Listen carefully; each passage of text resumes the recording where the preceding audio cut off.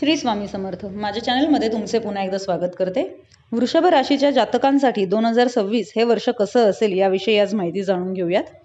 हे वर्ष नातेसंबंधांची वीण घट्ट करण्याचे आणि स्वतःच्या क्षमतेवर विश्वास ठेवण्याचे आहे. हे वर्ष तुम्हाला केवळ भौतिक प्रगतीच नाही तर मानसिक प्रगल्भताही देऊन जाईल. कुटुंब आणि नातेसंबंधांना प्राधान्य. तुमच्यासाठी हे वर्ष आपले कुटुंब आणि मित्रांसोबत संबंध अधिक दृढ करण्यावर भर देण्याचे आहे. तुमची खरी प्रगती तेव्हाच सिद्ध होईल जेव्हा तुमच्या यशात तुमचे प्रियजन सामील असतील. त्यांना केवळ आधाराचा खांब समजू नका तर मार्गदर्शक दीपस्तंभ माना. बाह्य जगातील गोंधळापेक्षा घरातील शांतता अधिक महत्त्वाची ठरेल. जोडीदाराच्या प्रकृतीकडे लक्ष द्या आणि घरातील ज्येष्ठांचा सल्ला शिरसावंद्य माना. आत्मचिंतन आणि नवीन कौशल्य. आळसाला दूर ठेवून स्वतःला सतत प्रेरित ठेवणे गरजेचे आहे. सोफ्यावर बसून राहण्यापेक्षा काहीतरी नवीन शिकण्याचा प्रयत्न करा. मग ती नवीन रेसिपी असो किंवा नवीन व्यायाम प्रकार. आत्मचिंतनासाठी वेळ काढा. तुमच्यात प्रचंड प्रतिभा आहे. फक्त स्वतःवर विश्वास ठेवण्याची गरज आहे.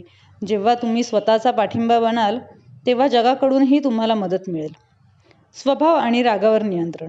2026 मध्ये जर तुम्ही तुमच्या भावनांवर नियंत्रण ठेवू शकला नाही तर काळ कठीण वाटू शकतो. रागावर नियंत्रण ठेवणे अत्यंत आवश्यक आहे, अन्यथा भविष्यात त्रास होऊ शकतो. इतरांच्या अपेक्षांचे ओझे वाहून थकवा जाणवू शकतो. अशा वेळी स्वतःला थोडा वेळ द्या. कोणाच्या सांगण्यावर चालण्यापेक्षा स्वतःचा मार्ग निवडा. करिअर आणि आर्थिक स्थिती. आर्थिक मंत्र. खर्चावर नियंत्रण ठेवणे हाच या वर्षाचा मुख्य मंत्र असेल. आर्थिक व्यवहारात सावधगिरी बाळगा. कौटुंबिक जीवनात काही छोटे मोठे अडथळे येतील ज्यामुळे मानसिक अस्वस्थता जाणवेल. मात्र तुमच्या कार्यक्षमतेने तुम्ही इतरांवर प्रभाव पाडाल. तुमच्या मनातील काही गुपिते बाहेर येण्याची शक्यता आहे, त्यामुळे विरोधक प्रबळ होणार नाहीत याची काळजी घ्या.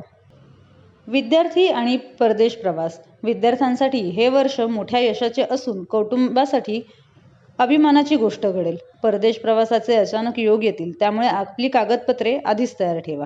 तर आजचा हा व्हिडिओ आपणास कसा वाटला हे कमेंटद्वारे नक्की कळवा. व्हिडिओ आवडला असेल तर लाईक करा, शेअर करा आणि हो, चॅनल नवीनच पाहत असाल तर सबस्क्राईब करायला विसरू नका. धन्यवाद. श्री स्वामी समर्थ.